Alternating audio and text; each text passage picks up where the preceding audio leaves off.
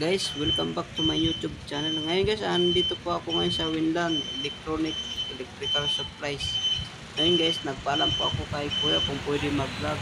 Pumayag naman po. Kaya guys, samahan nyo ako na ipakita yung mga items nila dito sa loob. Tara, let's go.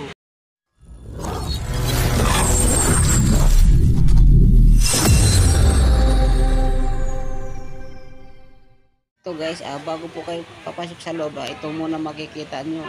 Ayan ang mga EDC, electric fan. Ito, isa pong hand pump. Yan, hand pump, tapos cement trowel. Nakikita nyo guys, yan. Tapos may payong pa sila. Masiro mga sikanan na to guys. Yan, mga accessories, ito mga electric fan, may alin.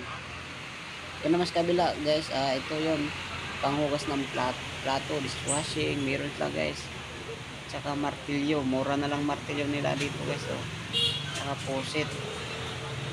Yan, yan ang makikita nyo guys bago po kayo papasok sa loob. Tara, pasukin natin sa loob. So guys, ito yung makikita nyo dito sa loob. Ayun, mga allen wrench yan.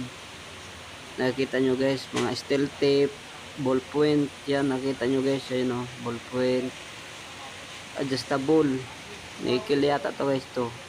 May 6, 18 yung size. Yan, mga socket wrench. Matibay ito guys. Pag mga ganitong kulay, matibay ito.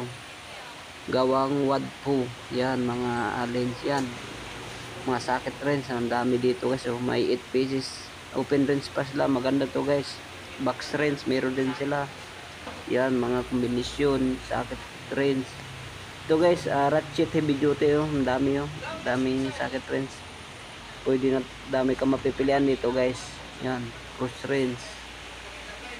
Yan, may glue gun pa guys.